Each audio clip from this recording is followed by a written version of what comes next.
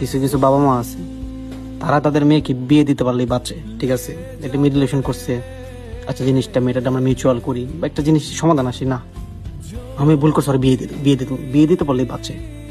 তারপরে তার মেয়ের যে ছেলের সাথে বিয়ে দেয়, ওই ছেলের সে কতদিন ধরে চিনে, 2 দিন ধরে চিনে, 1 সপ্তাহ ধরে চিনে, কিন্তু তার মেয়ে যে ছেলের সাথে রিলেশন করতো, যে ছেলেটা ভালোবাসতো, তার তো সে বছর বছর ধরে চিনতো, 1 বছর 2 বছর 3 বছর ধরে ওই ছেলের চিনতো। তার মেয়ে ভালো করে জানে যে ওই ছেলে কেমন।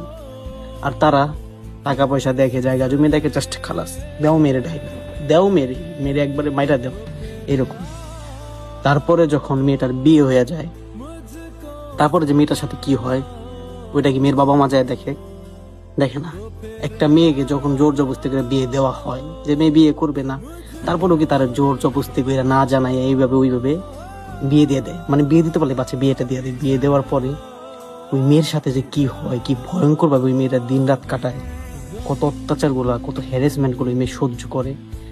যখন এগুলো সহ্য করতে করতে একটা লিমিট ক্রস হয়ে যায়, তখন ওই মেয়ে তার বাবারে ফোন দিয়ে বলে যে বাবা, আই নিড এ হেল্প, বাবা তুমি আমাকে সাহায্য করো, আমাকে বাঁচাও, আমি এখানে থাকতে পারছি না, জানোয়ারের মতো ব্যবহার, আমাকে কোনো টর্চার করে, টাকাওয়ালা পয়সা আল্লাহ, টাকার গরম দেখে, পয়সার গরম দেখে, আমাকে কোনো অপমান করে, আমার ফ্যামিলিকে খোটা দেয়, ছোট করে, এগুলো বলে।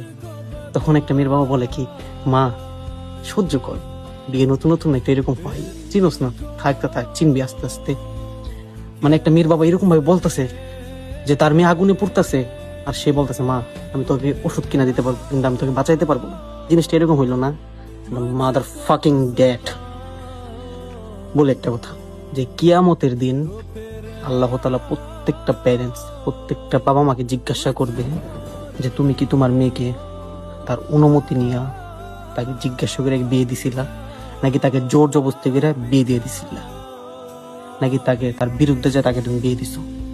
শুধু মুখে মুখে বাবা মা হইলেই না, পিতামাতা হইলেই না, পিতামাতা হওয়া যায় না।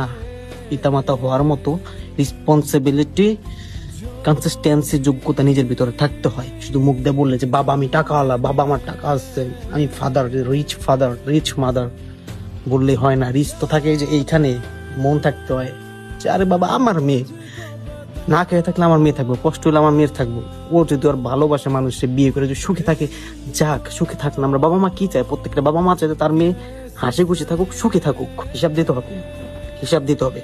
আল্লাহ তাআলা ছাড় দেন কিন্তু ছেড়ে দেন না।